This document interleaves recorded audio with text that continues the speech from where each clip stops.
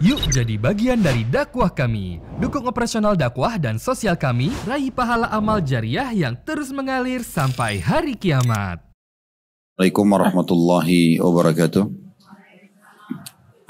Alhamdulillah, tidak henti-hentinya kita selalu bersyukur dan berterima kasih kepada Allah Subhanahu wa taala atas segala nikmat yang Allah limpahkan kepada kita.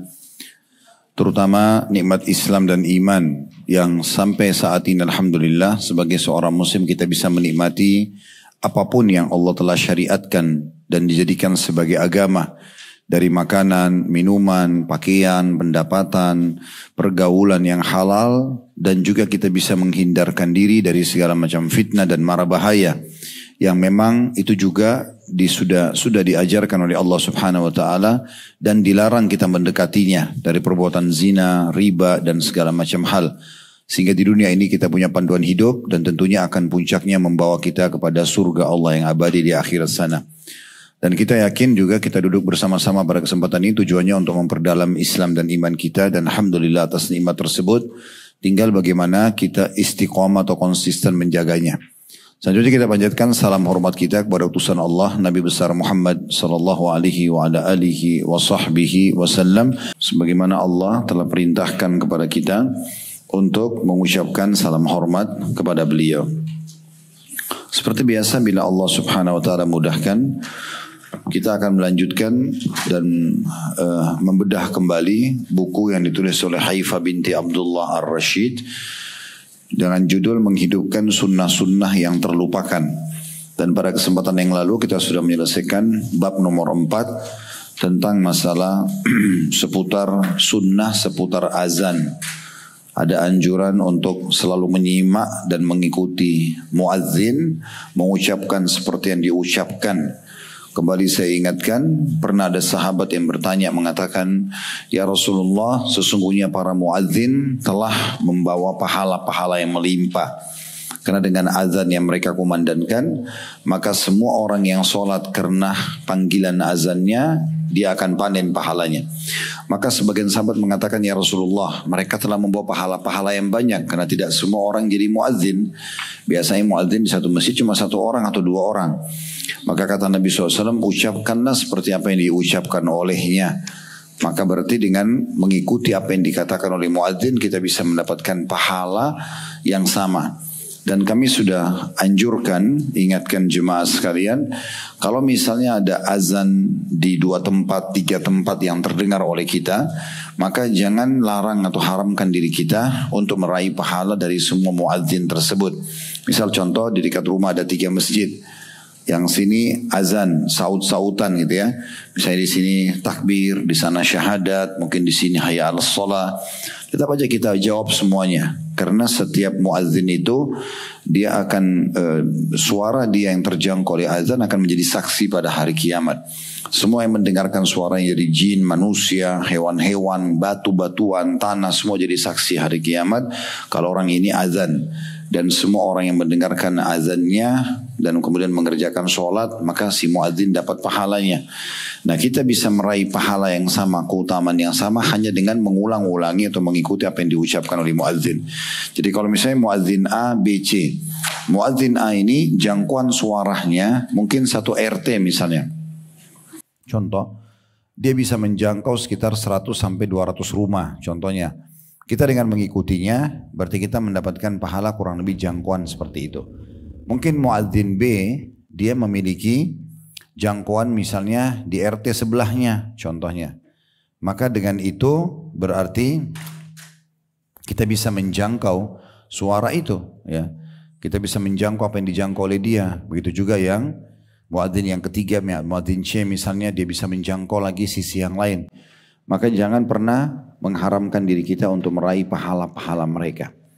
Makanya saya pernah ingatkan, kalau seandainya kita sedang dengarkan azan, maka usahakan kita berhenti sejenak ya, dari semua aktivitas dan ikuti apa yang diucapkan muadzin sampai selesai. Dan jangan lupa pada saat muadzin mengucapkan syahadat, asyhadu an la ilaha illallah, asyhadu anna Muhammadar Rasulullah, maka kita mengucapkan sama, wa ana. Ditambah wa ana asyhadu an la ilaha illallah wahdahu la syarikalah wa asyhadu anna Muhammadan abduhu wa rasuluh. Karena orang yang mengucapkan seperti ini maka akan diampuni dosa-dosanya yang lalu. Tentu ada tambahannya setelah syahadat ya, raditu billahi robba wa bil islami dina wa bi Muhammadin ya, rasula. Kemudian selanjutnya juga di poin B sudah kita pelajari tentang membaca salawat setelah azan dan minta wasilah buat Nabi ya. Jadi kalau muadzin sudah mengatakan la ilaha illallah di akhir azannya langsung kita baca salawat. Allahumma salli ala Muhammadin wa ala ali Muhammad kama sallaita ala Ibrahim wa ala ali Ibrahim innaka Hamidum Majid wa barik ala Muhammadin wa ala ali Muhammad kama barakta ala Ibrahim wa ala ali Ibrahim innaka Hamidum Majid. Kemudian kita baca doa setelah azan. Allahumma rabba hadhi da'wati tamma was salatil qa'imah. Yang terpenting adalah ati Muhammadanil wasilah. Nah itu yang dititik beratkan. Karena wasilah adalah sebuah istana termewah di surga. Tidak akan dimiliki kecuali untuk satu orang saja. Ini yang paling leksnya. Dan kata Nabi Muhammad SAW, aku berharap aku pemiliknya. Siapa yang meminta wasilah untukku, maka dia akan mendapatkan syafaatku. Pertolongan masuk ke dalam surga. Artinya orang kalau baca saja salawat setelah azan, kalau tadi mengikuti muadzin dapat pahala seperti muadzin. Kalau baca salawat dan minta wasilah setelah azan untuk Nabi SAW, maka kita mendapatkan jaminan masuk surga. Karena syafaatnya Nabi diterima oleh Allah SWT. Ya, permohonan Nabi agar kita diselamatkan itu akan diterima oleh Allah SWT, disilakan dengan syafaat. Itu sampai akhir doa azan. Setelah ati Muhammadan al-wasilata wal fadila wab'athu maqaman mahmudan alladhi wa'adta innaka la tukhliful mi'ad. Nah, seperti itu ini sudah kita pelajari juga. Kemudian di poin C-nya doa setelah azan ini tadi sudah kita singgung juga ya. Dan jangan lupa tadi di situ sudah di halaman 57 tadi itu ya, lafadznya kalau dengarkan muadzin ya, terutama dua kalimat syahadat kita mengatakan wa ana asyhadu an la ilaha illallah wahdahu la syarikalah wa anna Muhammadan abduhu wa rasuluh raditu billahi robba wa bi Muhammadir rasulah. Ya, jadi setelah ridho kepada Allah, Nabi Muhammad SAW Rasul, baru wabil islami dina. Tadi mungkin keliru kita membaca ya, kalau bacaan tadi itu sebenarnya zikir pagi petang. Yang raditu billahi robba wabil islami dina wa bi Muhammadin SAW, ini zikir pagi petang. Tapi kalau zikir sementara adzan kita dengarkan setelah syahadat raditu billahi robba wa bi Muhammadir rasulah wa bil islami dina. Ini sudah kita bahas panjang lebar pada pertemuan yang lalu. Sekarang kita masuk bab baru, bab kelima, sunnah seputar solat. Jadi sebenarnya kita bukan sedang membahas solatnya, tetapi buku ini fokus kepada sunnah-sunnahnya. Ya, amalan-amalan tambahan yang bisa membuat kita meraih ekstra pahala. Kalau sholat sudah kita tidak bahas, karena ini sholat pastinya ya, bagian daripada perintah agama dan sudah kita tahu ini adalah awal amal yang akan dihisab hari kiamat yang sholat wajibnya dan kita harus mendahulukan menyempurnakan sholat wajib baru sholat sunnah. Ya. Jangan sampai misalnya Bapak Ibu sekalian sholat tahajud iya tapi subuhnya kebablasan, gitu ya. Ini seperti orang dapat ikan teri tapi ikan pausnya lepas gitu ya. Baik, di antara sunnah seputar sholat yang harus diperhatikan adalah poin A-nya membuat sutra. Ya, membuat sutra. Sutra itu adalah sesuatu yang diletakkan di depan musolli, orang yang sholat, yang memisahkan antara dia dengan orang yang lula lalang. Ya, bisa tas, bisa ranjang, bisa lemari, bisa dinding. Bisa jemaah lain yang sedang duduk. Intinya ada sesuatu yang kita letakkan di depan kita. Dan tidak boleh kita membiarkan Bapak Ibu sekalian ada orang yang memotong antara kita sama sutra kita itu. Misal contoh antara saya dengan sutra saya misalnya jaraknya 1,5 meter misalnya. Contoh dari jarak kaki sampai ke tempat sujud. Di depan tempat sujud kita letakkan sutra itu. Biasanya di beberapa masjid sudah ada diletakkan kayu-kayu gitu ya contohnya. Nah itu usahakan tidak ada yang memotong antara kita dengan sutra kita. Kalau di depan sutra dia lewat tidak masalah.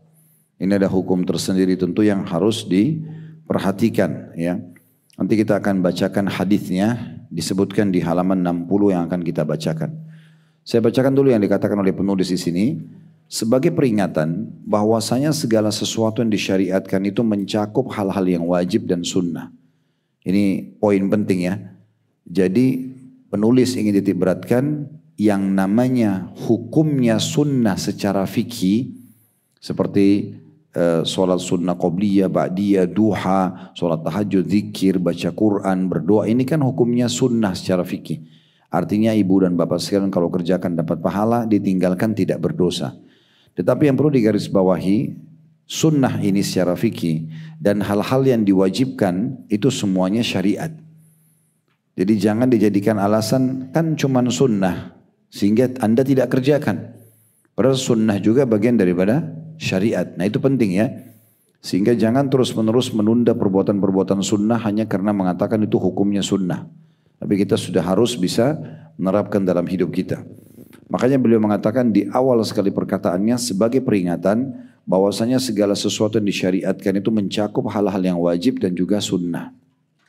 Jadi kalau selama ini Bapak Ibu sudah rutin mengerjakan jenis-jenis ibadah tertentu, Ibu dan Bapak tinggal cari mana ibadah yang belum dikerjakan. Ya, yang sifatnya sunnah, lalu mulai Anda menerapkan dalam hidup. Satu demi satu dan kita harapannya sebelum wafat tentunya kita sudah menyempurnakan semua sunnah Nabi SAW. Lalu penulis mengatakan oleh karena itu saya tidak menyebutkan pembahasan dan perbedaan para ulama mengenai apakah sesuatu itu wajib atau sunnah muakkadah, sunnah yang sangat ditekankan maksudnya ya. Namun hanya menyebutkan dalil-dalil pensyariatannya. Sebab inilah yang disepakati oleh para ulama. Karena itu pula hendaklah setiap muslim dan muslimah berantusias ya, mengamalkan sunnah yang dilalaikan oleh kebanyakan orang, bahkan oleh orang-orang yang dikenal sebagai ulama ataupun dai sekalipun. Jadi karena dianggap sunnah, banyak orang yang faham pun secara teori mereka juga meninggalkannya. Karena alasannya kan cuma sunnah, gitu kan? Melalaikan zikir habis sholat, melalaikan sholat qobliyah dan ba'diyah, melalaikan doa antara azan dan iqamah, melalaikan zikir bagi petang misalnya. Ini semua melalaikan ada bacaan hizib Al-Quran atau bacaan tertentu setiap hari yang dibaca. Semua yang dilalaikan. Ya, sementara itu adalah bagian daripada perintah Nabi SAW atau bagian daripada syariat. Ada beberapa hadis dan athar. Athar itu sama dengan riwayat ya terjemahannya. Jadi kalau mau ditulis di bukunya ada di situ athar ya. Digaris miringkan oleh penerbit. Ada beberapa hadis dan athar. Athar itu mirip juga, riwayat-riwayat maksudnya. Yang sahih menyebutkan disyariatkannya membuat sutra pada saat hendak sholat. Di antaranya adalah hadis Ibnu Umar radhiyallahu anhuma. Tadi sudah kita jelaskan sutra sesuatu yang Bapak Ibu taruh di depan kita, di depan tempat sujud pasnya. Ya. Hadis pertama yang menganjurkan kita punya sutra adalah hadis Ibnu Umar radhiyallahu anhu bahwa Rasulullah sallallahu alaihi wasallam bersabda, "Idza kana ahadukum yusalli fala yada' ahadan yamurru baina yadayhi fa in aba falyuqatilhu fa inna ma'ahu al-qarin." Apabila di antara kalian sedang mengerjakan apabila di antara kalian sedang mengerjakan solat atau seseorang sedang mengerjakan solat, maka janganlah membiarkan seseorang melintas di hadapannya tanda kurung atau di sini dalam kurung tanpa dicegah. Kita harus melarang dia memotong antara kita dengan sutra kita. Jika orang itu tetap memaksa untuk melintas, maka lawanlah dia. Karena dia berusaha, kalau dia bersama dengan korin atau syaitan dan jin pendampingnya. Ya, ini hadis menyebutkan tentang masalah sutra dan ada footnote nomor 62 di bawah. Hadis ini tentunya diriwayatkan oleh Imam Bukhari dan juga Muslim. Ya. Kemudian selanjutnya, atau di sini mungkin kita jelaskan dulu hadis ini baru kita pindah ke hadis kedua, hadis Musa bin Talha. Dari hadis ini kita ambil pelajaran bahwasanya setiap kali seorang muslim mau sholat sangat dianjurkan untuk memiliki sutrah, ya, batas antara dia sama orang yang melintas antara dia dengan tempat sujudnya. Ini betul-betul lokasi titik yang tidak boleh diputus, ya, tidak boleh diputus. Tentu ada pengecualian kayak seorang ibu yang punya anak kecil yang dia tidak bisa bendung anak itu sering lalang, itu berbeda. Tapi kalau orang dewasa misalnya atau hewan itu dia berusaha untuk menahannya. Ya, untuk menahannya. Sampai di sini kita tahu bagaimana Nabi SAW menyuruh melawannya. Lawan di sini sebenarnya bahasa Arab itu kalau kita terjemahkan letterlet fal yuqatilhu itu dia memukulnya, gitu ya. Diingatkan. Karena orang yang sudah ditahan, misalnya kita lagi takbir, Allah Akbar lagi sholat, orang mau lewat, kita kasih isyarat tangan. Supaya dia lewat dari depan sutra kita atau dari belakang. Kalau tetap dia nabrak tangan kita melewat, itu kita harus pukul dia. Ya. Sampai seperti itu tegasnya dalam hadis ini. Berarti menandakan memang tidak boleh kita biarkan. Ya, tidak boleh kita biarkan. Nah, ini poin penting yang harus diperhatikan karena pentingnya masalah sutra tersebut. Tentu hukum ini berlaku kalau Bapak Ibu sholat sendirian. Kalau sholat berjamaah, yang menjadi tolok ukur sutranya adalah imamnya, bukan kita. Ya, makanya kalau misal contoh, Bapak Ibu lagi sholat di sebuah masjid, lagi berjamaah, ternyata kita di saf ketiga, di saf kedua ada yang kosong.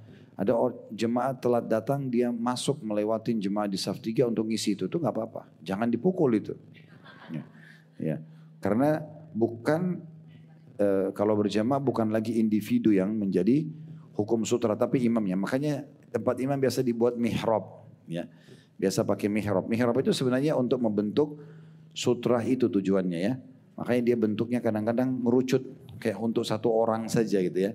Supaya memang orang tidak ada yang lula lalang di situ, tidak memutus sutrahnya imam. Ya, saya ingat sekali dulu di Masjid Nabawi waktu kami masih kuliah, ada satu orang tua, sangat tua waktu itu, mungkin umurnya sudah 80 tahunan, bapak-bapak itu dia agak bungkuk dan sudah tua sekali.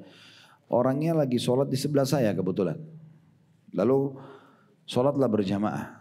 Sholat berjamaah, imam sudah memimpin, ada anak kecil, mungkin anak itu sekitar 14-15 tahun, remaja gitu, lewat di situ. Dia ingin lewat di depan kami, karena depan kami memang kosong, artinya di situ bukan saf-saf lagi, tapi di depan kami sedikit agak lowong, di situ ada jak-jak air zam-zam, orang bisa lewat gitu ya.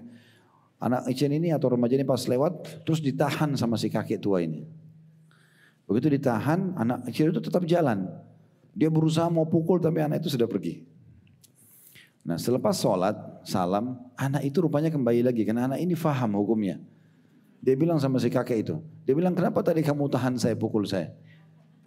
Bukankah yang jadi sutra kalau berjamaah adalah imam? Gitu.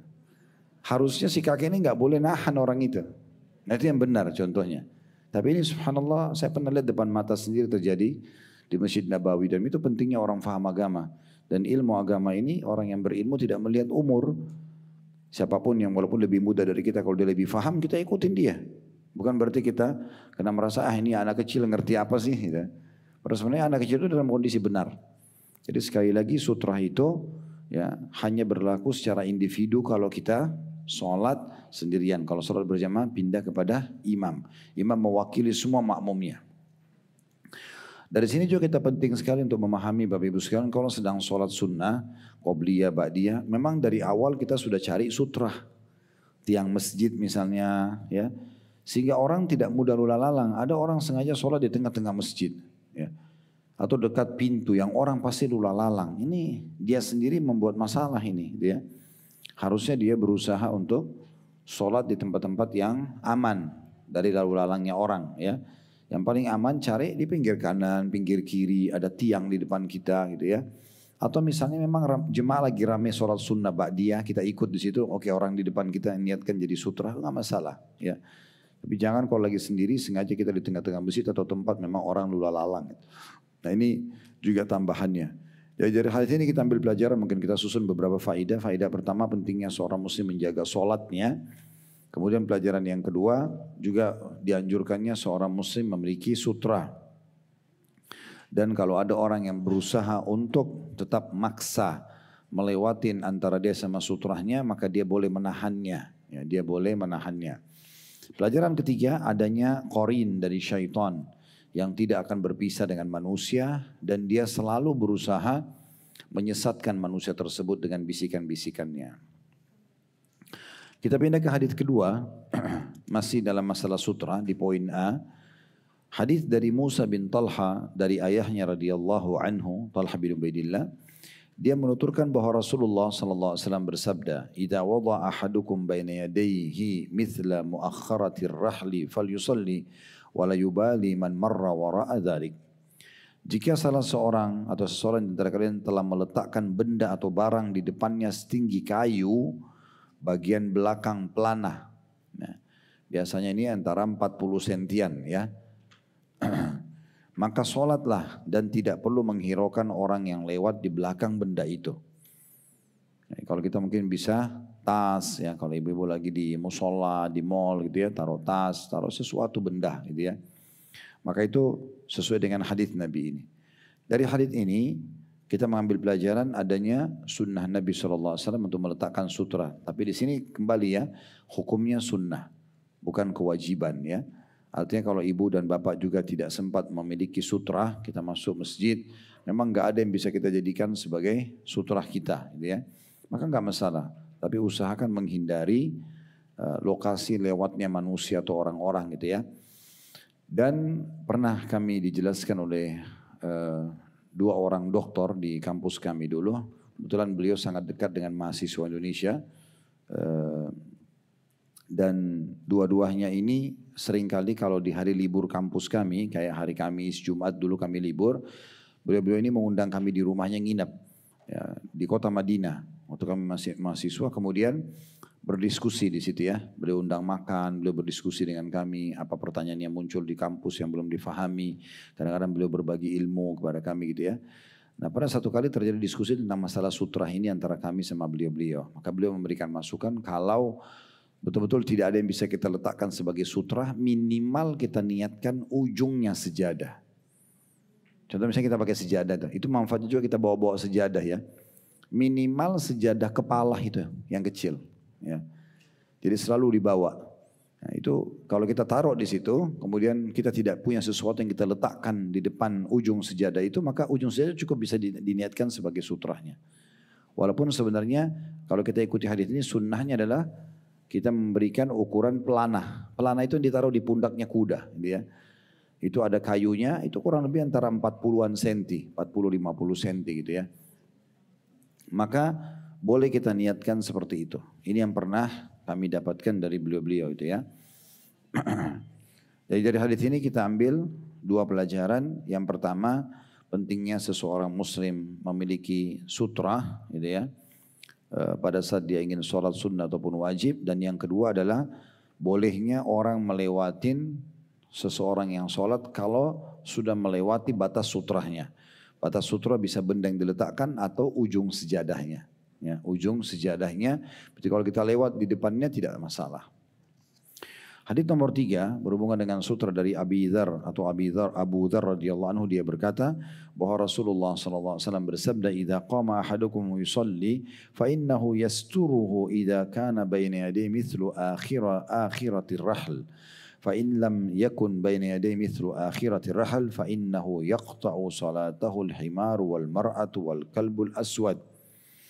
Jika di antara kalian akan mengerjakan solat, seseorang akan mengerjakan solat, hendaklah ia membuat sutra setinggi kayu bagian belakang pelana di depannya, di hadapan dia. Jika dia membuat sutra setinggi kayu bagian belakang pelana di depannya, niscaya solatnya akan terputus. Ya.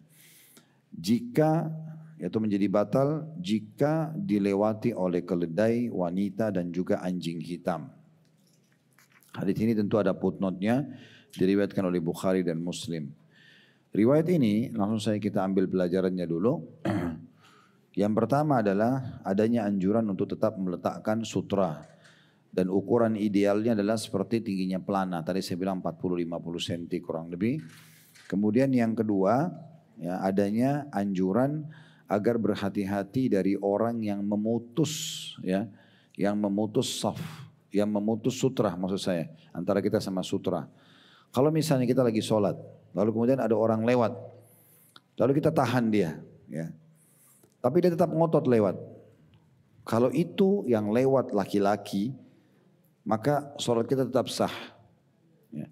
Tetapi kalau dari 3 jenis ini, 3 yang disebutkan oleh Nabi, yang lewat itu bisa batal sholat kita. Di sini disebutkan 3 itu adalah keledai, hewan keledai.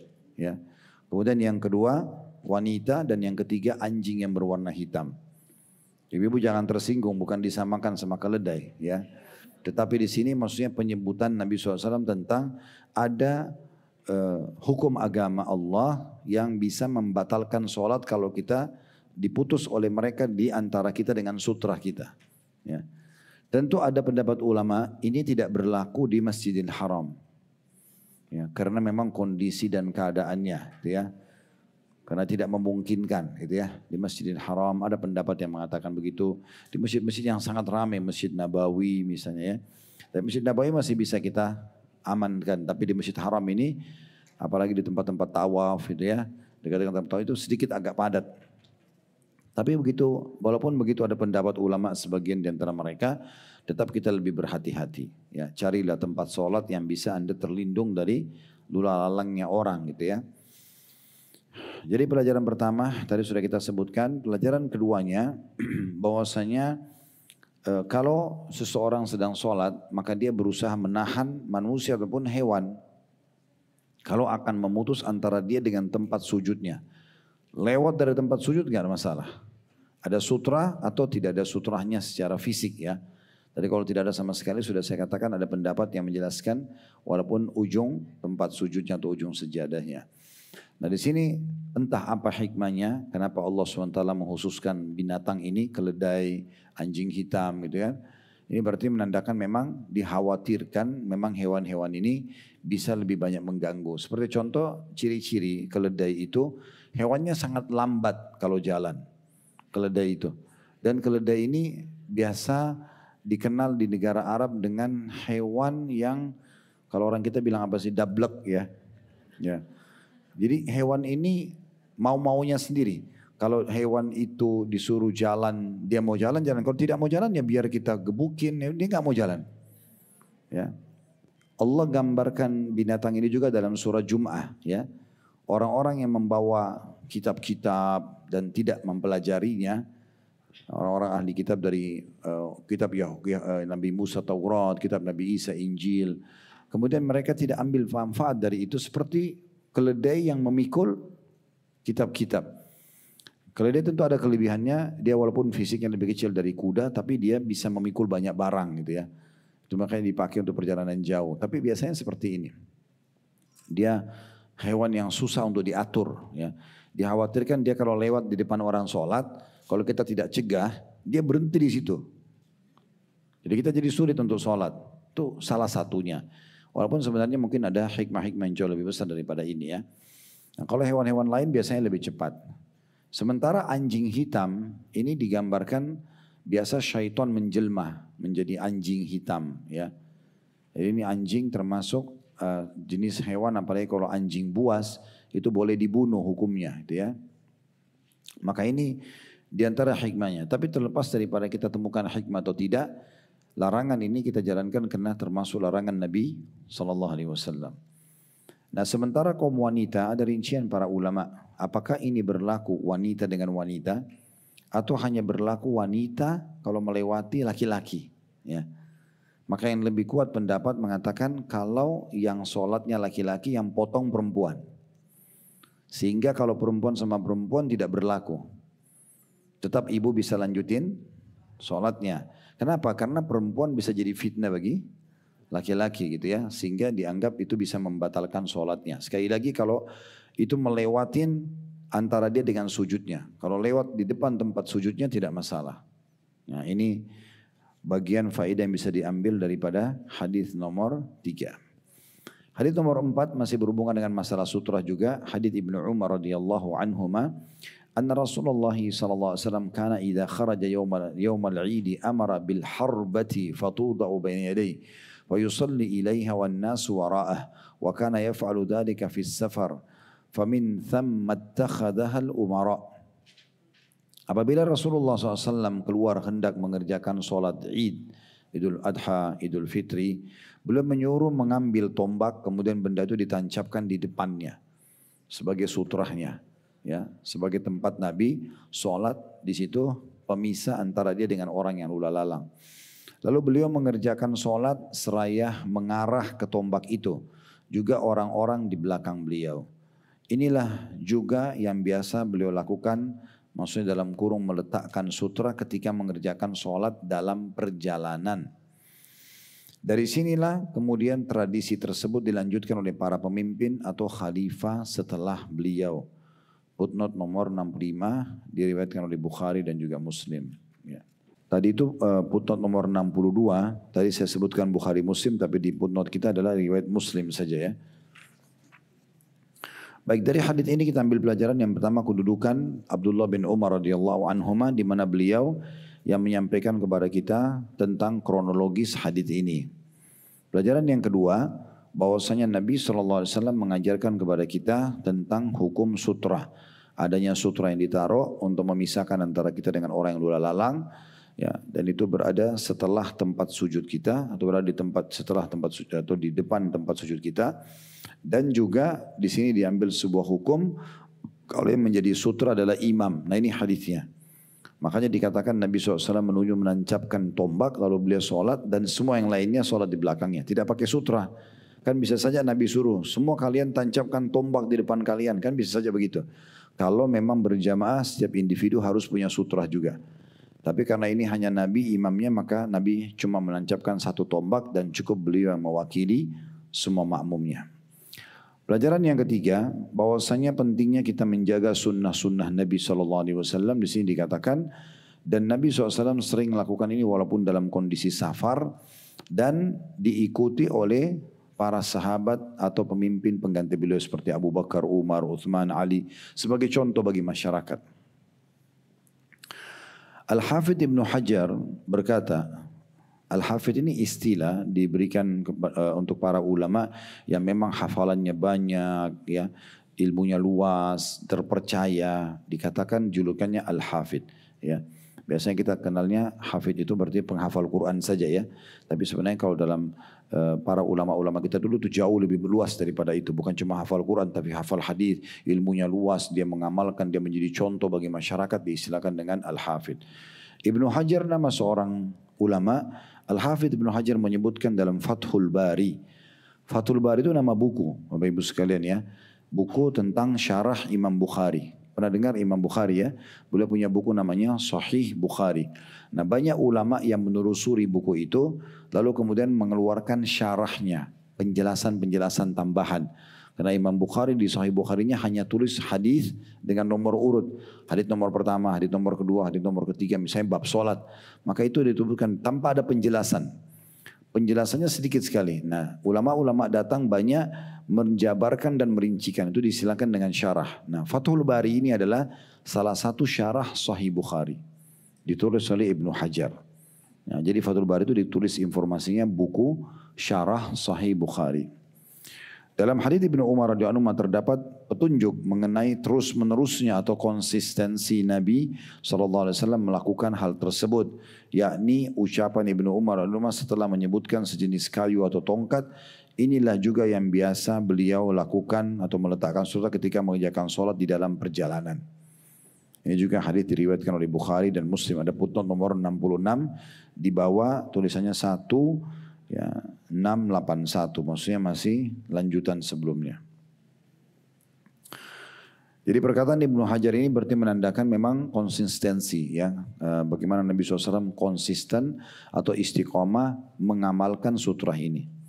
Ya, kalau Bapak Ibu lagi sholat di rumah, misalnya di kamar, lagi sholat tahajud, tetap ada sutrahnya. Lemari kita, ranjang misalnya gitu ya. Tetap begitu. Jangan sholat di tengah-tengah ruangan. Kalau misalnya kamar kita seluas ini, banyak plong gitu ya, sebelah sana ranjang, sini lemari, ini plong, kita sholat di sini, padahal ini antara kita sama tembok jauh sekali. Nah, jangan juga seperti itu. Kita harus cari sutra, letakkan sesuatu itu kita merapat ke dinding gitu ya. Itu walaupun kita sholat sendiri di rumah. Karena adalah perintah Nabi SAW. Sendiri tetap dikerjakan, berjamaah dialihkan ke imam. Hadits kelima masih dalam masalah sutra. Ini berarti menandakan memang banyak sekali hadits yang membahas tentang hukum sutra ya. Dan memang kesempatan sekarang ini kita membahas masalah sutra saja ya. Ini panjang bahasannya ini. Kalau masih ada waktu nanti baru kita pindah ke poin B, masalah sholat dengan bersendal, bersepatu dan sejenisnya kalau suci. Itu nanti ada bahasan sendiri dan dalil-dalilnya dan bagaimana rinciannya tentang masalah penggunaan sandal dan sepatu lagi sholat itu ya. Baik, kita masuk Bapak Ibu sekalian di hadits nomor 5. mohon maaf saya singgung bapak-bapak karena memang walaupun yang hadir ibu-ibu kita juga ada online gitu ya. Maka semua disapa insyaallah. Hadits nomor 5 dari Abu Sa'id radhiyallahu anhu, dia pernah mendengar Rasulullah sallallahu alaihi wasallam bersabda, "Idza kana ahadukum yusalli ila syai'in yasturuhu minan nas, fa arada ahadun an yajtaza baina yaday, falyadfa fi nahri, fa in aba falyuqatilhu fa innama huwa syaitan." Jika salah seorang di antara kalian mengerjakan solat seraya menghadap sesuatu, ini yang digarisbawahi, sutrahnya, yang bisa menghalanginya orang lain untuk lewat, maksudnya melewati solat dia. Kemudian ada seseorang yang hendak melanggarnya, dalam kurung lewat di depannya, maka cegahlah semampunya. Jika dia bersikeras tetap melanggarnya, orang itu tetap mau lewat motong antara kita dengan tempat sujud kita, maka lawanlah orang itu, karena dia adalah syaitan. Diriwayatkan oleh Bukhari dan juga Muslim. Ya. Jadi hadits ini memberikan pelajaran kepada kita. Yang pertama, pentingnya seseorang meletakkan sutra. Sekali lagi kita sedang bahas masalah sutra. Ya, ini sudah hadits yang nomor 5 itu ya. Kalau dia mau sholat, dan pelajaran yang kedua, pentingnya juga seseorang menjaga sutrahnya. Bukan hanya taruh lalu kemudian terserah orang mau lewat atau tidak. Tapi dia harus menjaga. Ya, caranya tadi saya sudah kasih contoh, dia mengeluarkan tangannya untuk menghalangi orang yang lewat. Kalau sebelah kanan dengan tangan kanan, sebelah kiri dengan tangan kiri misalnya. Supaya orang itu tidak lewat di depannya. Ya. Kemudian juga pelajaran yang ketiga tentang ancaman keras bagi orang yang sudah ditahan oleh saudaranya yang sedang sholat, dia tetap ngotot lewat. Ini nggak boleh.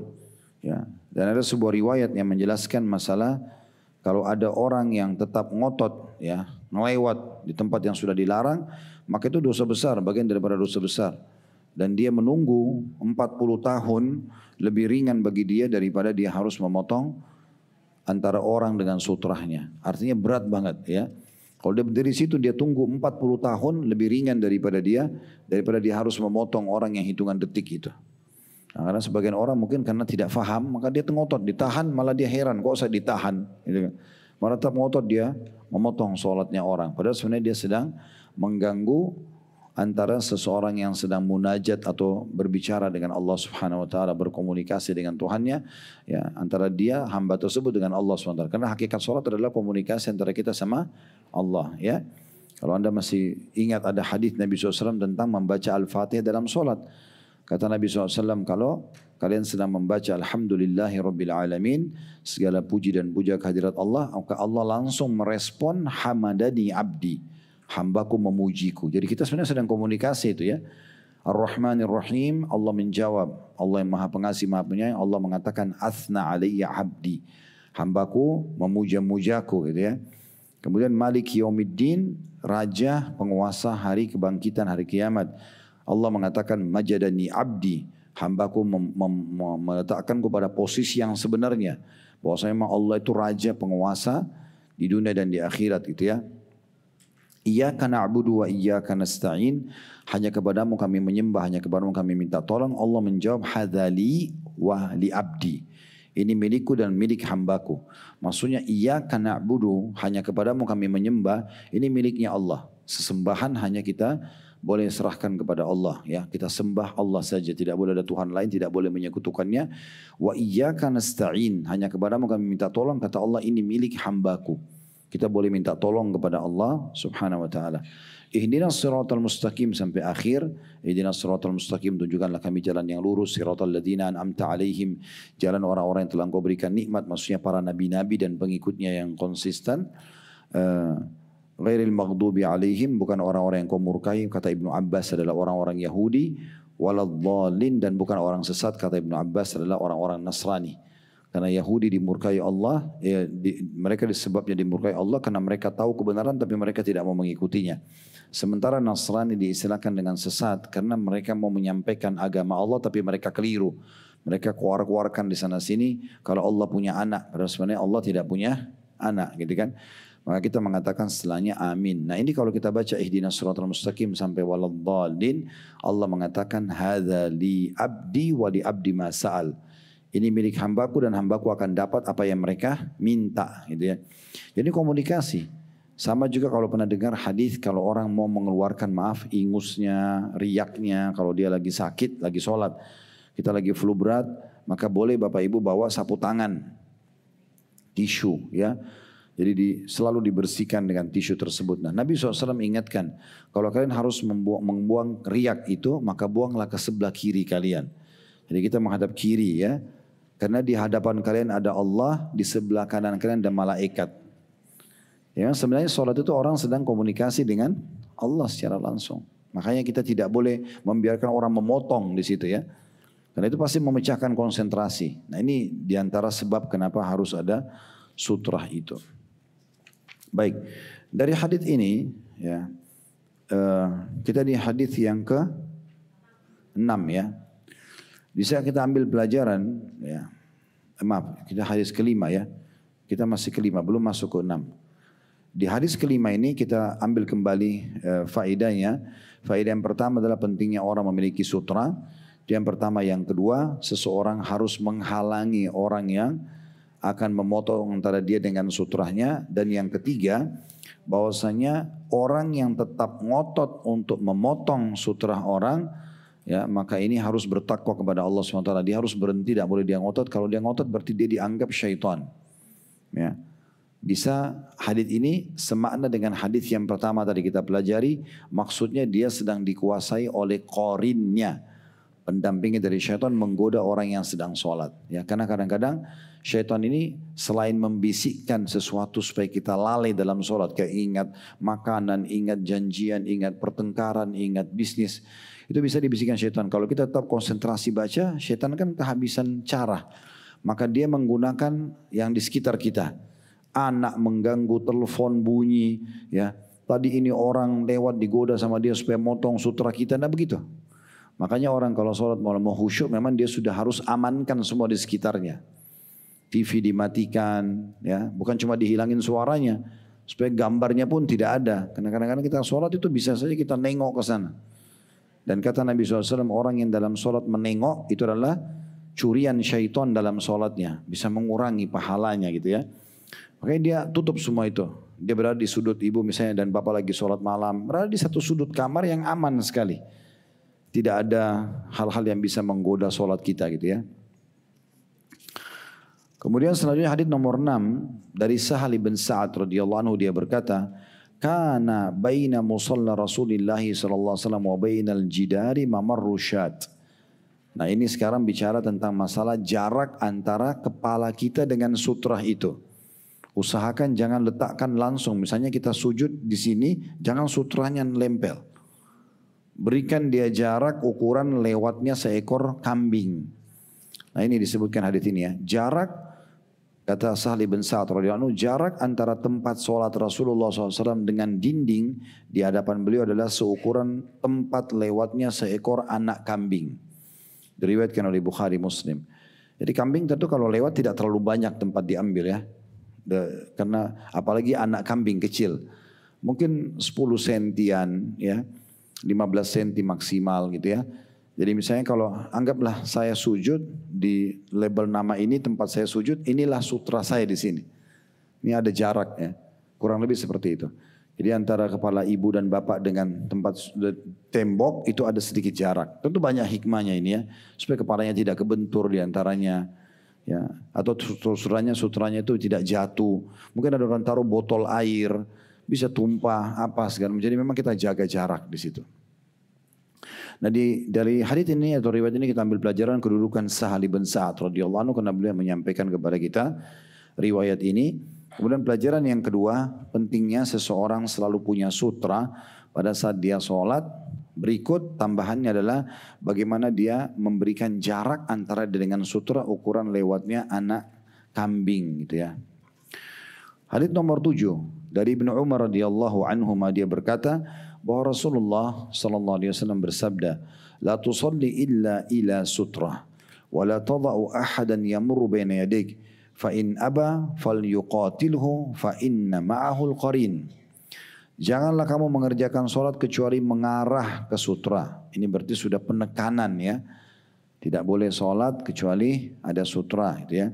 Dan jangan biarkan seseorang lewat di depanmu tanpa dicegah. Jika dia enggan dicegah, terus saja mau lewat, maka lawanlah dia, karena dia itu ditemani oleh qarin atau dalam kurung jin dan syaitan, pendamping dia yang membisikkan keburukan kepada dia.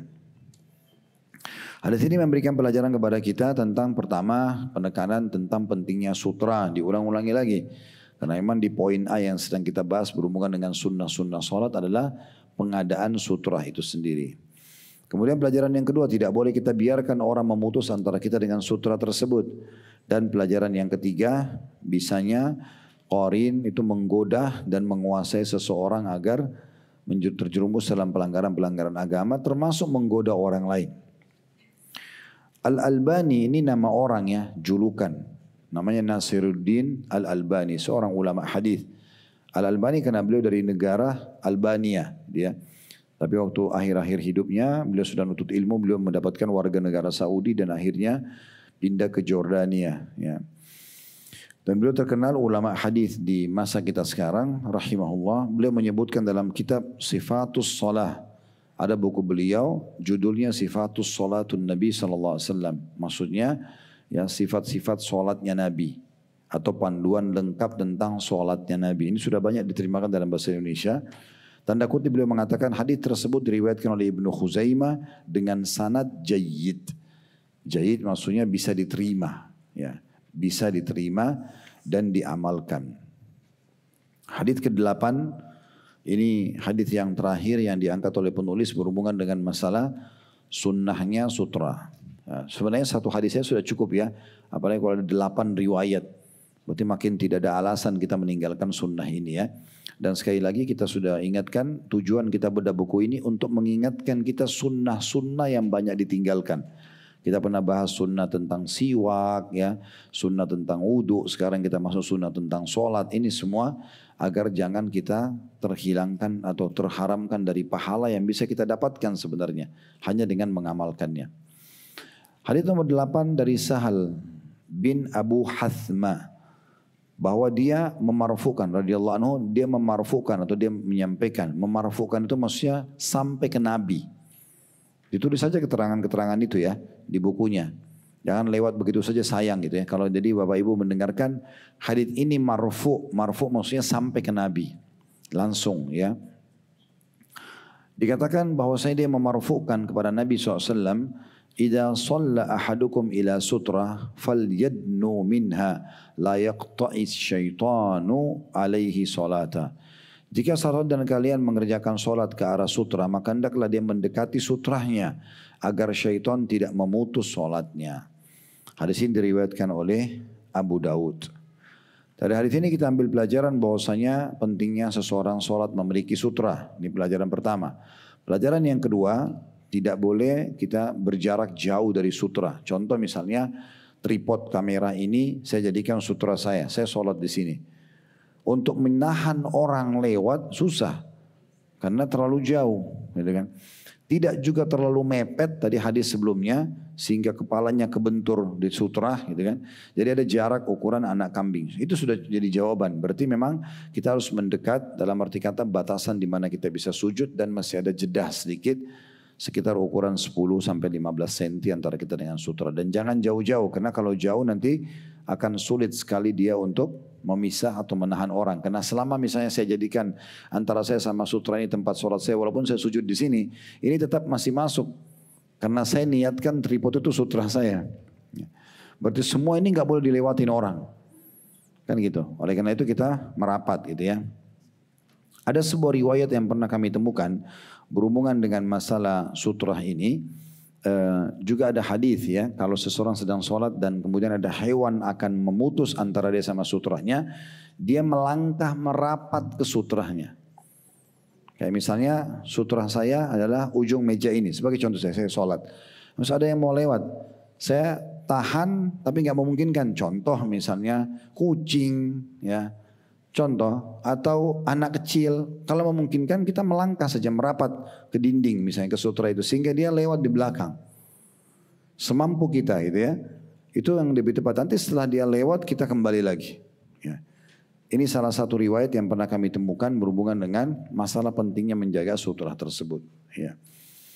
Baik, sekarang kita pindah ke sikap ulama salaf tentang masalah sutra. Kalau tadi itu semua adalah isi matan hadis, isinya hadis ya.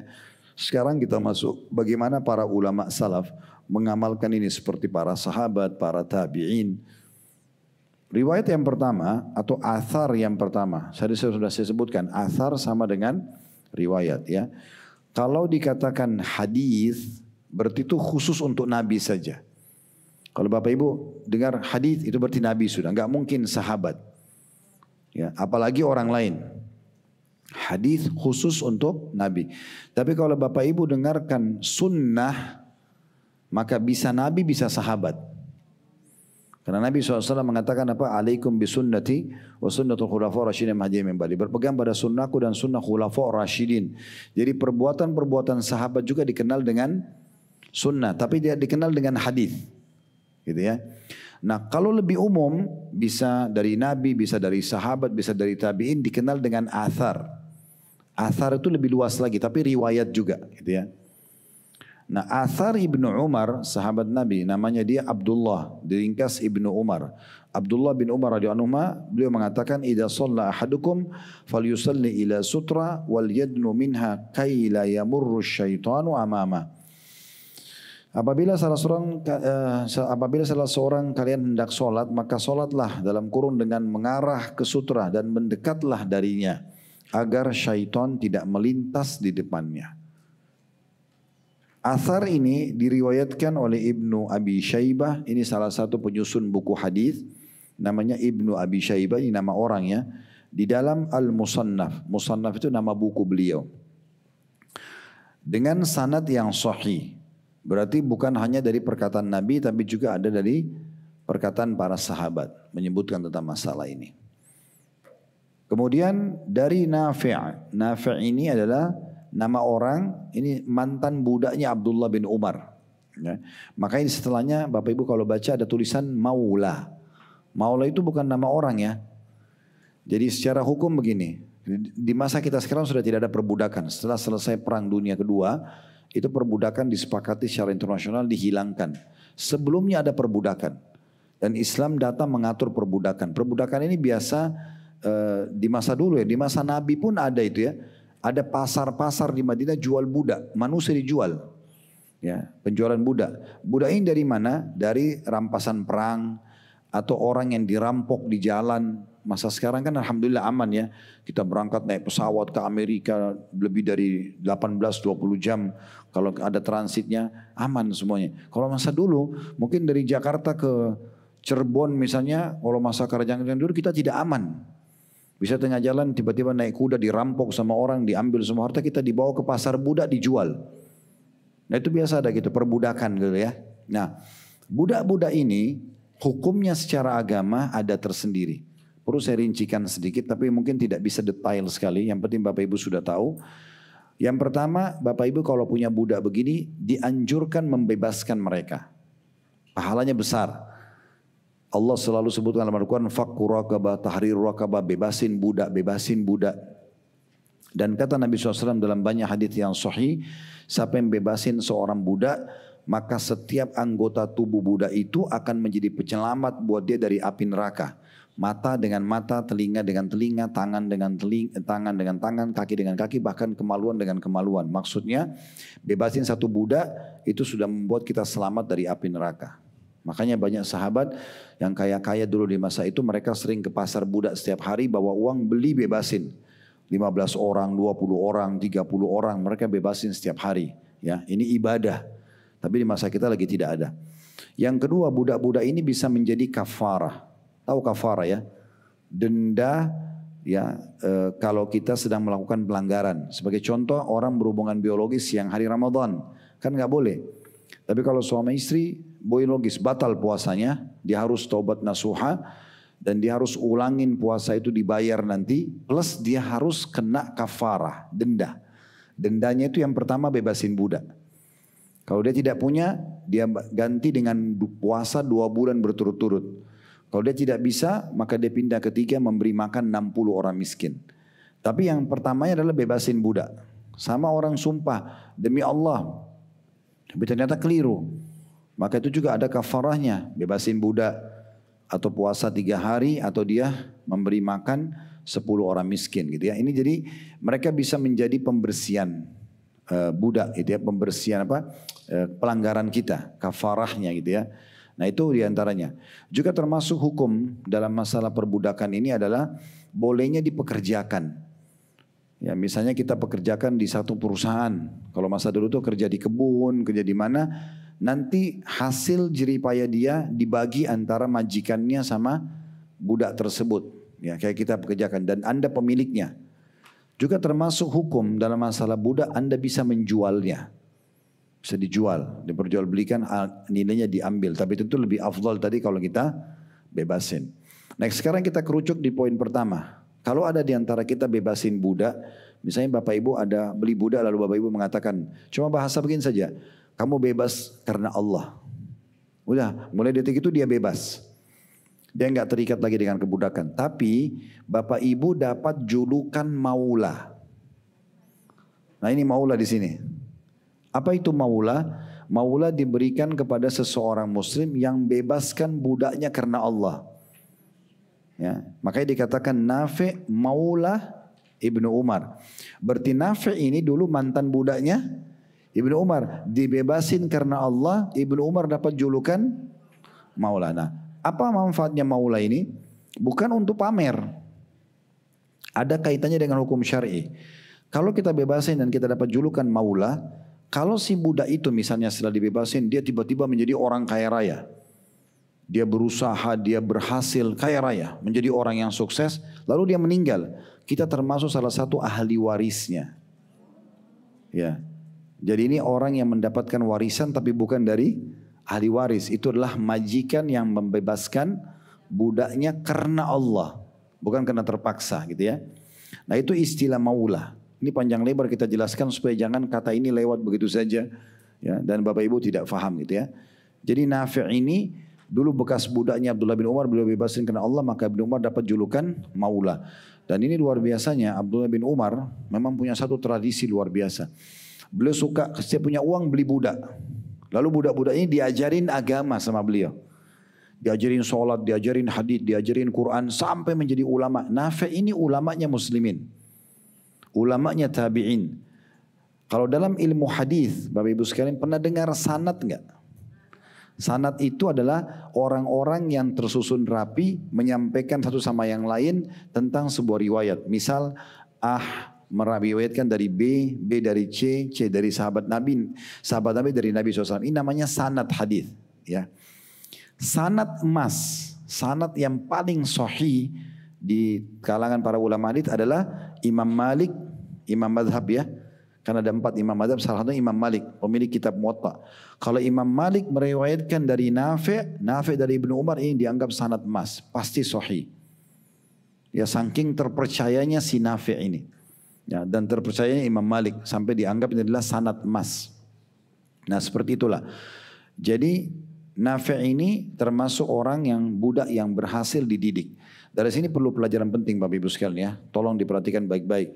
Bagi Anda yang Allah sudah mudahkan, ada yang menjadi driver Anda, ada yang menjadi asisten rumah tangga Anda, staff Anda, ini diajar agama. Jangan sekian tahun bekerja asisten rumah tangga, mukena aja nggak pernah dikasih, sejadah nggak dikasih, nggak pernah didengarin ceramah, nggak pernah diajarin Quran atau apa saja. Siapin di kamarnya sejadah, mukena yang bagus, siapin buku zikir pagi petang, putarin dia ceramah. Kalau ada rezeki belikan TV kecil tapi bukan untuk nonton sinetron. Putarin di situ YouTube, dia dengar ceramah di waktu-waktu dia senggang gitu ya. Supaya dia sekian tahun kerja sama kita dapat manfaat. Mereka belajar gitu ya. Sayang sekali masuk keluar di rumah kita, sholat aja enggak, tutup aurat aja enggak. Padahal itu amanah kita juga ya. Pernah ada sahabat bertanya begini, ya Rasulullah saya punya dirham. Saya punya dirham uang nih. Siapa yang saya berikan duluan? Buat siapa saya keluarkan? Nabi bilang buat dirimu. Pakai kebutuhan dulu, silahkan. Beli makanan, minuman, pakaian yang kau butuhkan penuhi. Saya masih punya ya Rasulullah anakmu. Saya masih punya ya Rasulullah istrimu. Saya masih punya ya Rasulullah kata Nabi pembantumu. Ada hukum sendiri buat mereka ini ya. Kemudian juga dalam hadis yang lain kata Nabi SAW, janganlah seseorang di antara kalian dibawakan makanan oleh pembantunya kecuali dia ajak makan bersama atau dia sisipkan bagian untuknya karena dia sudah melihat dan mencium bau makanan itu. Dia sudah menghidangkannya. Jadi tidak lagi cerita nanti mencuri makanan di kulkas, ya, karena kita memang sudah siapkan buat dia. Saya biasa bilang sama istri di rumah, setiap kali kita beli buah-buahan, makanan, yang paling pertama kita kasih mereka dulu. Sebelum kami sentuh bahkan. Buah-buahan sudah dikasih, mereka lihat, mereka yang bagi, kita panggil di rumah, ayo bagi ambil buat kalian ini ya. Jadi mereka merasa dimuliakan, dengan ini juga salah satu resep mereka betah kerja sama kita. Tapi kalau selalu pelit dengan makanan ya, atau mereka melihat kita makan dan dibedain sama makanannya mereka, maka ini akan membuat ya hal-hal yang tidak baik di rumah ya.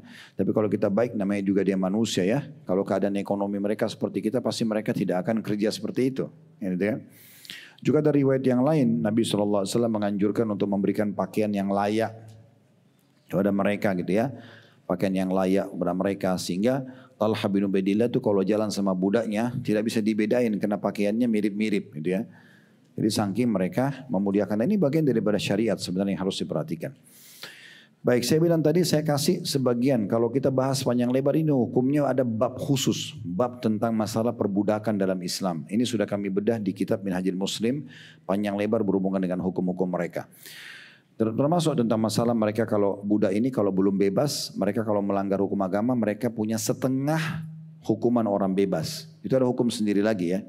Kayak misalnya orang berzina kalau bebas itu dicambuk 100 derah gitu ya. Kalau mereka 50 derah. Beda hukumnya gitu ya, dan seterusnya. Ada cukup banyak hukum. Jadi yang penting Bapak Ibu sudah paham siapa Nafi' dan maula itu istilah digunakan untuk apa. Jelas ya? Alhamdulillah. Saya sudah sampaikan. Jadi tidak ada tuntutan buat saya hari kiamat. Baik. Nafi' maula Ibnu Umar berkata, jadi ini riwayat sebenarnya tentang Nafi'nya. Nafi' yang bercerita ya. Dia bukan bicara menukil perkataan Ibnu Umar, tapi dia cerita tentang apa yang dia pernah lihat dari Ibnu Umar. Ya, karena Ibnu Umar radhiyallahu anhuma, idza lam yajid sabilan ila sariyatin min sawaril masjid, qala li wallini dhahrak. Apabila Ibnu Umar radhiyallahu anhuma tidak menemukan tiang masjid untuk dijadikan sutra, dia berkata kepadaku. Abdullah bin Umar berkata kepada Nafi' yang merupakan mantan budaknya dia gitu kan. Balikkanlah punggungmu untukku, maksudnya untuk dijadikan sutra. Dia suruh berdiri depannya, baru dia sholat. Selesai sholat baru Nafi' pergi. Jadi berarti kita bisa menjadikan orang sebagai sutra kita gitu ya. Baik, athar ini diriwayatkan oleh Ibnu Abi Syaibah. Ibnu Abi Syaibah nama orang, dalam musannafnya, tadi sudah kita jelaskan musannaf nama bukunya Ibnu Abi Syaibah dengan sanad yang sahih. Athar selanjutnya nomor 2, athar Qurra bin Iyas. Ketika bersama dengan Umar bin Khattab radhiyallahu anhu, Qurra bin Iyas nama seorang tabi'in yang masyhur rahimahullah. Beliau mencerita tentang keadaan beliau pada saat bertemu dengan Umar bin Khattab radhiyallahu anhu. Umar masyhur. Dari Qurra bin Iyas rahimahullah dia berkata, ra'ani Umar wa ana usalli baina ustuwanataini fa akhadha bi kafai fa adnani ila sutra fa qala salli ilaiha. Umar melihatku tengah solat di antara dua tiang masjid. Jadi ada tiang sini, tiang sini. Rupanya si Qurra ini solat tengah-tengahnya. Dia bukan di belakang tiang satu atau tiang dua ya. Ada orang begitu, ini tiang, dia sholat tengah-tengah. Tidak ada sutrahnya. Umar lihat Qurrah lakukan itu. Qurrah mengatakan, Umar melihatku tengah sholat di antara dua tiang masjid. Kemudian dia memegang pundakku, ya, lalu mendekatkanku ke salah satu tiang masjid itu sambil berkata, sholatlah ke arah tiang ini. Hadits ini diriwayatkan oleh Bukhari secara muallaq. Tolong ditulis lagi itu. Muallaq itu maksudnya di dalam Sahih Bukhari riwayat yang tidak diberikan nomor urut. Jadi kalau Imam Bukhari hanya menambahkan sebuah riwayat tapi tidak ada nomor urutnya, diistilahkan dengan muallaq. Dengan redaksi kalimat aktif, maksudnya ini tentu bisa diterima, sedangkan Ibnu Abi Syaibah memausulkannya, gitu kan, atau memang menukil juga riwayat ini. Baik, dari riwayat ini kita bisa ambil pelajaran bahwasanya pentingnya seseorang tentunya ya Tadi juga sebelumnya itu kita belum ambil pelajarannya dari riwayat Nafi' ya. Pelajaran pertama tadi adanya ya maula, istilah maula dalam Islam dan sudah kita jelaskan. Kemudian yang kedua pentingnya seseorang selalu memiliki sutra, dan kalau dia memiliki teman atau asisten yang memang dia tidak temukan sutra, tiang, pohon, batu, maka dia bisa minta tolong untuk menjadi sutra dia sementara kalau dia sholat. Kalau riwayat Qurrah ini kita ambil pelajaran yang pertama, tentu tambahan juga dari Nafi' ya, bahwasanya ada juga keutamaan Nafi' karena beliau yang menukir riwayat ini pada kita. Sementara riwayat nomor 2 atau athar nomor 2 riwayat Qurrah, yang pertama keutamaan Qurrah bin Iyas rahimahullah karena beliau menukil tentang kisah ini. Ya. Kemudian pelajaran yang kedua, pentingnya seseorang mengingatkan muslim yang lain kalau sedang melakukan pelanggaran ya, atau ingin agar muslim tersebut menerapkan sebuah hukum. Kemudian pelajaran yang di sini Umar mengingatkan Qurrah. Kemudian pelajaran yang ketiga, bolehnya orang yang sedang sholat diluruskan safnya atau kekeliruannya. Di sini Qurrah waktu itu dia sedang sholat. Umar memegang pundaknya lalu memindahkannya. Berarti Qurrah kan melangkah. Ya. Itu tidak masalah. Melangkah seperti ini ke tempat sutra dibolehkan. Sebagai contoh misalnya kita lagi sholat Allahu Akbar misal. Lagi sholat sunnah ba'diyah duhur lah. Di depan kita ada orang duduk. Kita jadikan dia sebagai sutra. Pas rakaat kedua kita berdiri, orang itu berdiri. Dia ada hajatnya. Sekarang ada jarak antara kita dengan dinding misalnya. Kita boleh melangkah di rakaat kedua merapat ke dinding itu. Langkah ini dibolehkan, tidak membatalkan sholat. Ya, karena kita mendekat ke arah sutra. Ya, seperti itu ya, supaya tidak terlalu jarak. Kayak contoh misalnya dari tripod ini. Kalau saya jadikan ada orang sutra saya di kabel itu misalnya, maka saya sholat. Orang itu pindah, saya merapat ke depan. Nah, seperti itu contohnya. Nah, ini pelajaran juga bisa diambil dari riwayatnya Al-Qurrah. Al-Hafidh Ibnu Hajar, sudah kita jelaskan makna Al-Hafidh tadi. Istilah bagi para ulama yang betul-betul menguasai Al-Quran, hadis, mengamalkan ilmu banyak ilmunya, mengajarkan umat. Ibnu Hajar nama seseorang ulama menyebutkan dalam Fathul Bari. Fathul Bari tadi apa? Syarah Sahih Bukhari. Syarah Sahih Bukhari. Jangan cuma ditulis ini. Ya, harus ditahu ya. Umar radhiyallahu anhu berkeinginan agar Qurrah bin Iyas mengerjakan sholat menghadap sutra. Jadi sebenarnya sutra itu kan sunnah ya. Nah di sini Umar bin Khattab ingin Qurrah mengerjakan sunnah itu. Padahal sebenarnya Qurrah walaupun tidak pindah tetap sah sholatnya. Karena kita sekali lagi membahas sunnah-sunnah sholat. Artinya sutra itu hukumnya sunnah. Gitu ya. Athar yang ketiga, dan ini athar yang terakhir ya. Kita tutup dengan ini tentunya. Dan kedepannya kita akan lanjutkan poin B nanti ya. Sunnah tentang sholat dengan bersendal, bersepatu dan sejenisnya yang suci itu nanti kita bahas pertemuan akan datang insyaAllah. Athar yang ketiga, athar Ibnu Mas'ud. Ibnu Mas'ud radhiyallahu anhu nama sahabat ya. Ini julukan atau dipotong biasa nama beliau atau panggilan beliau Ibnu Mas'ud, namanya Abdullah bin Mas'ud. Mirip tadi Ibnu Umar, namanya Abdullah bin Umar. Seperti juga ada ya Ibnu Abbas, dia namanya Abdullah bin Abbas. Memang ini sudah masyhur dari mereka nama-nama itu. Ibnu Mas'ud mengatakan radhiyallahu anhu, arba'un minal jafa, fadzakara minha an yusalli ar-rajulu ila ghairi sutra. 4 hal termasuk tidak beradab ya atau kekakuan. Dia menyebutkan di antaranya salah satu dari 4 itu seseorang yang melaksanakan sholat tanpa menghadap sutra. Walaupun di sini tidak disebutkan 3 hal yang lainnya karena memang diambil saksi bahasannya. Nah dari athar Ibnu Mas'ud ini kita ambil pelajaran. Yang pertama kedudukan Abdullah bin Mas'ud sendiri radhiyallahu anhu karena beliau menyampaikan kepada kita riwayat ini. Kemudian pelajaran yang kedua pentingnya seseorang untuk menghindari sifat kekakuan dan kurang beradab. Semua yang membawa kita menilai orang menilai buruk tidak baik kita jauhi. Tutur kata yang kasar, tatapan mata yang tajam, tangan yang suka melayang dan segala macam lah. Atau penampilan yang menohok sehingga membuat orang menilai negatif. Ini semua harus kita jauhi. Tidak boleh seorang muslim membiarkan penilaian negatif terjadi pada dirinya. Dia berusaha untuk menghindari apapun yang memang membuat citranya jadi rusak atau apa saja. Kecuali kalau dia difitnah itu lain. Fitnah sudah dia bersabar, Allah punya cara nanti menyelamatkannya. Tapi kalau dia sengaja menjadi penyebabnya itu nggak boleh. Nah, itu tidak dibolehkan. Pelajaran ketiga pentingnya sutrah bagi orang yang sholat.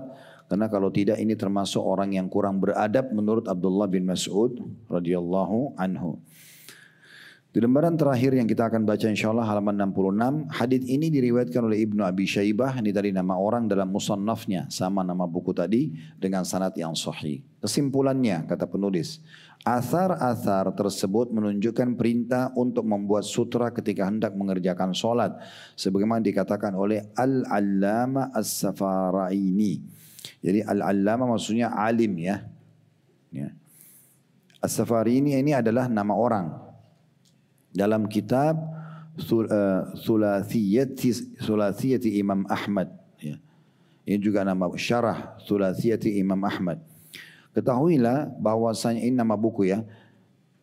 Ketahuilah bahwasanya solat menghadap sutra itu sunnah menurut kesepakatan ulama. Imam Ibnu Khuzaimah juga nama ulama. Imam ini juga mirip dengan Al-Hafidh tadi ya. Orang-orang yang punya ilmu yang luas dipanggil imam, al-hafidh, ya itu semua sama. Al-allama.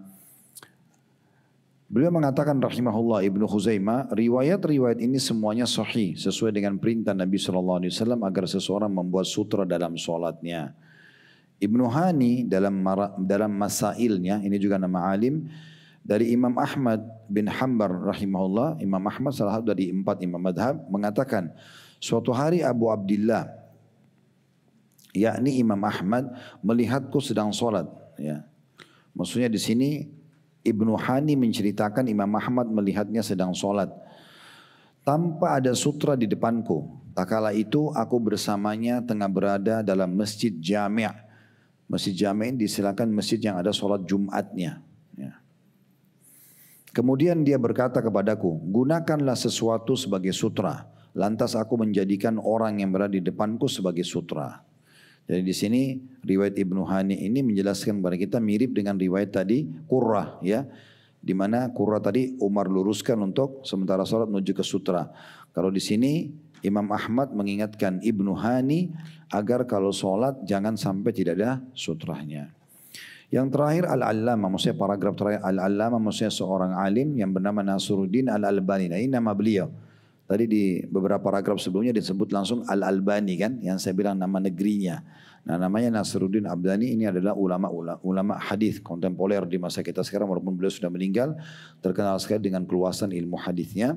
Beliau berkomentar, dalam riwayat tersebut terdapat isyarat dari Imam Ahmad bahwasanya tidak ada perbedaan yang dalam membuat sutra, baik di dalam masjid kecil maupun besar. Inilah pendapat yang benar. Sunnah inilah yang banyak dilalaikan oleh orang-orang yang mengerjakan sholat, baik itu para imam masjid maupun yang lainnya di setiap negara yang pernah aku kunjungi. Maksudnya Imam Albani rahimahullah melihat negara-negara yang beliau datangi masuk masjid banyak sekali umat Islam tidak peduli dengan masalah sutra. Kalau di masjid saya tidak peduli, berarti di rumah mereka juga mereka lebih tidak peduli. Oleh karena itu kita harus perhatian khusus masalah ini. Ya, kita berharap tadi kurang lebih 1 jam kita membahas tentang masalah ini. Itu harusnya dijadikan sebagai ilmu yang bermanfaat ya.